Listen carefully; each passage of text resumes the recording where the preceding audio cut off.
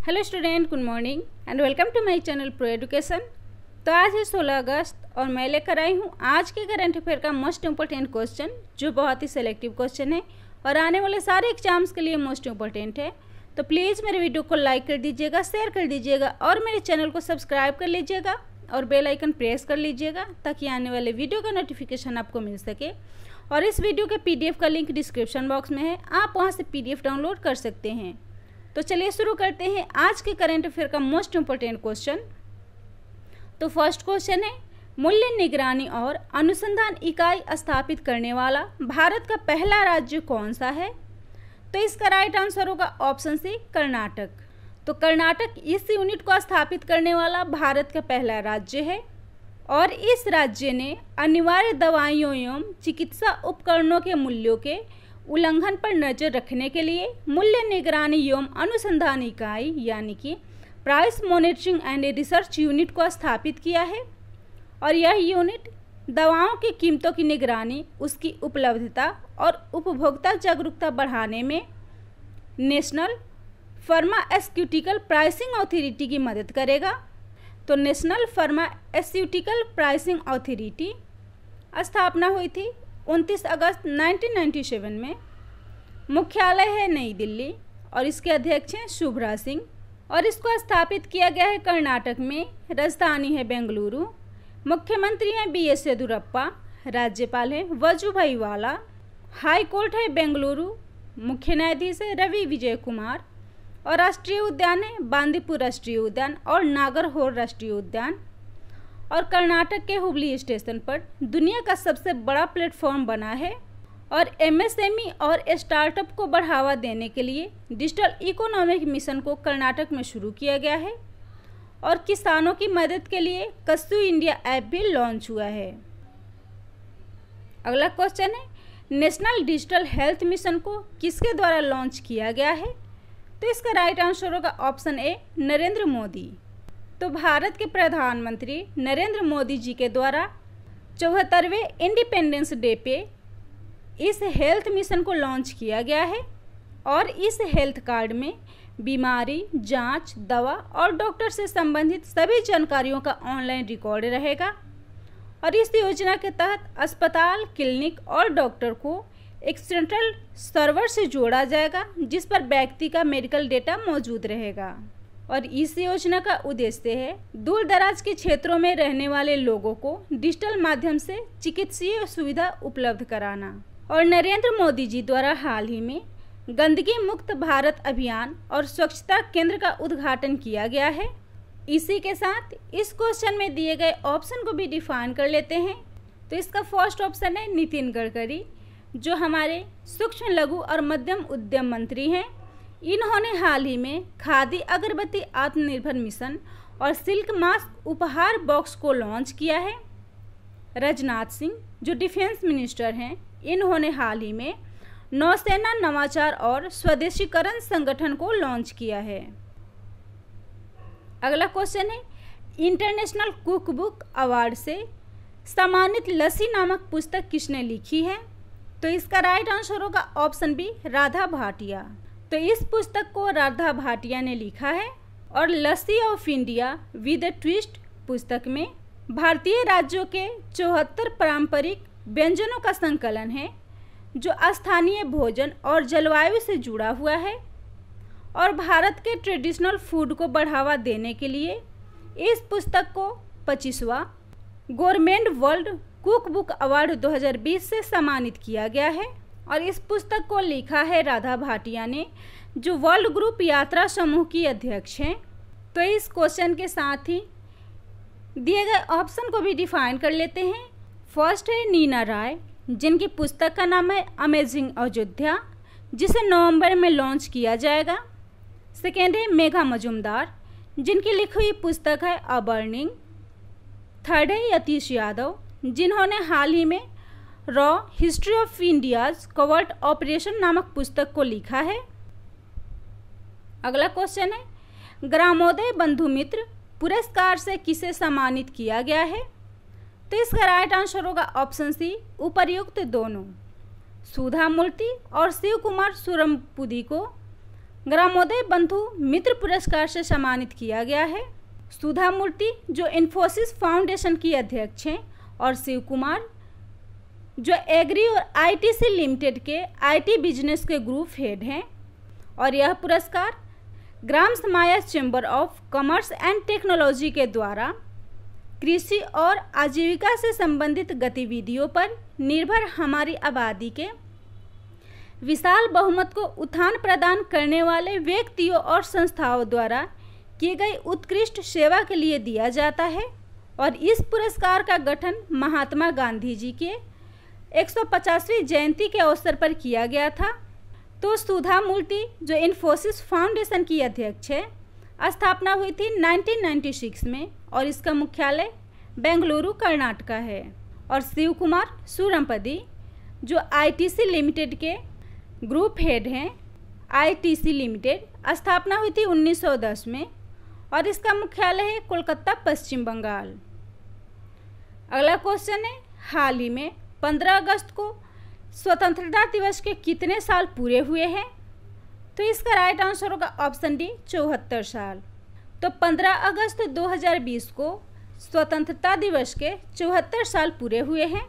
और 15 अगस्त 1947 को हमारा देश ब्रिटिश शासन से मुक्त हुआ था और इसी के उपलक्ष्य में 15 अगस्त को भारत के राष्ट्रीय त्यौहार के रूप में इस दिवस को मनाया जाता है। और 15 अगस्त 2020 स्वतंत्रता दिवस का 74वां वर्षगांठ था। और इसी के साथ अगस्त के महत्वपूर्ण दिवस को भी डिफाइन कर लेते हैं। तो 1 अगस्त पहला मुस्लिम महिला अधिकार दिवस मनाया गया है। 3 अगस्त विश्व संस्कृति दिवस मनाया गया है। और 1 से 7 अगस्त तक प्रत्येक वर्ष स्तनपान सप्ताह के रूप में मनाया जाता है।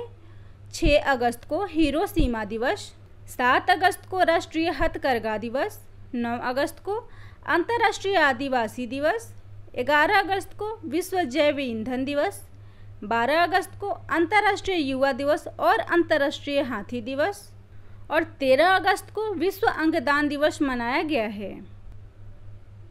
अगला क्वेश्चन है, सीईओ ऑफ द ईयर पुरस्कार से किसे सम्मानित किया गया है? तो इसका राइट आंसर होगा ऑप्शन ए गगन अरोड़ा। तो CEO of the year award से गगन अरोड़ा को सम्मानित किया गया है। और गगन अरोड़ा वेल्टेक्स ग्लोबल सर्विसेज के सीईओ और स्ट्रेटेजिक ग्रोथ लीडर हैं और इन्हें हाल ही में इंडियन अचीवर फोरम इंडिया द्वारा सीईओ ऑफ द ईयर 2020 से सम्मानित किया गया है। और यह पुरस्कार उन व्यक्तियों को दिया जाता है जो नवाचार यानी कि इनोवेशन, सामाजिक और व्यावसायिक क्षेत्रों में असाधारण सफलता और उत्कृष्ट प्रदर्शन करते हैं। तो वेल्टेक्स ग्लोबल सर्विसेज स्थापना हुई थी 2015 में, मुख्यालय है गुरुग्राम, हरियाणा और इसके सीईओ हैं गगन अरोड़ा। तो इसी के साथ इस क्वेश्चन में दिए गए बाकी ऑप्शन को भी डिफाइन कर लेते हैं। तो फर्स्ट ऑप्शन है अनिरुद्ध शर्मा जो दिगंतारा के सीईओ हैं, संजीव चड्ढा जो बैंक ऑफ बड़ौदा के एमडी और सीईओ हैं, और दिलीप असबे जो भारतीय राष्ट्रीय भुगतान निगम के एमडी और सीईओ बने हैं। अगला क्वेश्चन है, किस राज्य के 2 फ्लाईओवर का नाम सुषमा स्वराज और अरुण जेटली के नाम पर रखा गया है? तो इसका राइट आंसर होगा ऑप्शन सी गुजरात। तो गुजरात के 2 फ्लाईओवर का नाम पूर्व विदेश मंत्री सुषमा स्वराज और अरुण जेटली जी के नाम पे रखा गया है। तो गुजरात में स्थित अहमदाबाद के इनकम टैक्स सर्कल में बने फ्लाईओवर को अरुण जेटली फ्लाईओवर और अंजलि चौराहे के फ्लाईओवर को सुषमा स्वराज ब्रिज नाम रखा गया है। और शहर के रानीप क्षेत्र में रेलवे ओवरब्रिज को आत्मनिर्भर गुजरात रेलवे फ्लाईओवर के नाम से जाना जाएगा। तो बात हो रही है गुजरात की, राजधानी है गांधीनगर, मुख्यमंत्री हैं विजय रूपाणी, राज्यपाल हैं आचार्य देवव्रत, राजभाषा है गुजराती, लोक नृत्य है डांडिया, नेशनल पार्क है गिर राष्ट्रीय उद्यान जिसे एशियाई शेरों का घर कहा जाता है, और विश्व का सबसे ऊंचा मूर्ति है स्टैचू ऑफ यूनिटी जो गुजरात में स्थित है। और किसान सहाय योजना को हाल ही में गुजरात में शुरू किया गया है जिसके अंतर्गत राज्य में फसल बर्बाद होने पे किसानों को बिना प्रीमियम भरे भी मुआवजा दिया जाएगा। और धन्वंतरी रथ मोबाइल वैन को गुजरात में लॉन्च किया गया है, जिसका उद्देश्य है नॉन कोविड रोगियों को उनके घर जाकर उनका इलाज करना। और काकरापारा न्यूक्लियर पावर प्लांट भी गुजरात में स्थित है। और भारत की पहली रेलवे यूनिवर्सिटी गुजरात के वडोदरा में स्थापित किया गया है। और सोलर रूफटॉप स्थापित करने वाला भारत का पहला राज्य गुजरात है। और जैव विविधता पर दुनिया का पहला सम्मेलन गुजरात में किया गया था। और भारत की पहली शहद परीक्षण प्रयोगशाला भी हाल ही में गुजरात में स्थापित की गई है। अगला क्वेश्चन है, कौशिक खोना किस एयरलाइंस के मुख्य कार्यकारी अधिकारी नियुक्त हुए हैं? तो इसका राइट आंसर होगा ऑप्शन डी, गो एयर। तो कौशिक खोना गो एयर के नए मुख्य कार्यकारी अधिकारी नियुक्त हुए हैं। और कौशिक खोना पूर्व में भी अप्रैल 2009 से जून 2011 तक गो एयर के मुख्य कार्यकारी अधिकारी रह चुके हैं। और फिर से उनकी नियुक्ति सीईओ के रूप में गो एयर इंडिया में हुई है, जो विनय दुबे की जगह लेंगे। तो गो एयर जिसकी स्थापना हुई थी 4 नवंबर 2005 में, मुख्यालय है मुंबई महाराष्ट्र। और संस्थापक और एमडी हैं जे वाडिया और सीईओ हैं कौशिक खोना। तो इस क्वेश्चन में बात हो रही एयरलाइंस की। फर्स्ट ऑप्शन है स्पाइस जेट, जिसने कोविड-19 में यात्रियों की सुरक्षा के लिए सुरक्षा बीमा कवरेज सेवा शुरू की है। और अमेरिका के लिए उड़ान संचालित करने वाला भारत का पहला एयरलाइंस स्पाइस जेट है। सेकेंड ऑप्शन है इंडिगो, जिसने कोविड-19 महामारी में कोरोना वॉरियर्स को सम्मानित करने के लिए टफ कुकी अभियान को शुरू किया है। अगला क्वेश्चन है, किम टोन हुन किस देश के नए प्रधानमंत्री नियुक्त हुए हैं? तो इसका राइट आंसर होगा ऑप्शन ए, उत्तर कोरिया। तो किम टोन हुन उत्तर कोरिया के नए प्रधानमंत्री बने हैं और वे सत्तारूढ़ दल के वाइस चेयरमैन के पद पर नियुक्त थे, जिन्हें उत्तर कोरिया का प्रमुख नेता किम जोंग उन ने प्रधानमंत्री पद पर नियुक्त किया है। और किम टोन हुन वर्तमान प्रधानमंत्री किम जे रियोंग की जगह लेंगे। तो यह बात हो रही है उत्तर कोरिया की। राजधानी है प्योंगयांग, प्रमुख नेता हैं किम जोंग उन और करेंसी है उत्तर कोरियाई वोन। तो इस क्वेश्चन में बात हो रही है प्रधानमंत्री की नियुक्ति की। तो करंट में जितने भी प्रधानमंत्री नियुक्त हुए हैं उन्हें भी देख लेते हैं। तो हाल ही में मार्क फिलिप्स गुयाना के प्रधानमंत्री बने हैं। ओसोउका रेपोंडा गेबॉन की पहली महिला प्रधानमंत्री बनी हैं। और सिंगापुर में चौथी बार लिन सिएन लुंग प्रधानमंत्री नियुक्त हुए हैं। और फ्रांस के प्रधानमंत्री जेन केस्टेक्स हाल ही में बने हैं। और हिमेश मचीची ट्यूनीशिया के प्रधानमंत्री बने हैं। हमीद बकायको आइवरी कोस्ट के प्रधानमंत्री नियुक्त हुए हैं। और महिंदा राजपक्षे श्रीलंका के प्रधानमंत्री बने हैं। और Walter Roger Martos Ruiz Peru के प्रधानमंत्री नियुक्त हुए हैं। और हाल ही में मोहम्मद ओल्ड बिलाला मॉरिटानिया के प्रधानमंत्री बने हैं। अगला क्वेश्चन है, सौर्य केजीसी कार्ड को किस बैंक ने लॉन्च किया है? तो इसका राइट आंसर होगा ऑप्शन बी, HDFC। तो HDFC ने हाल ही में सौर्य किसान गोल्ड कार्ड को लॉन्च किया है। तो सौर्य केजीसी कार्ड यानी कि सौर्य किसान गोल्ड कार्ड को भारतीय सैनिकों के परिवारों के लिए लॉन्च किया गया है।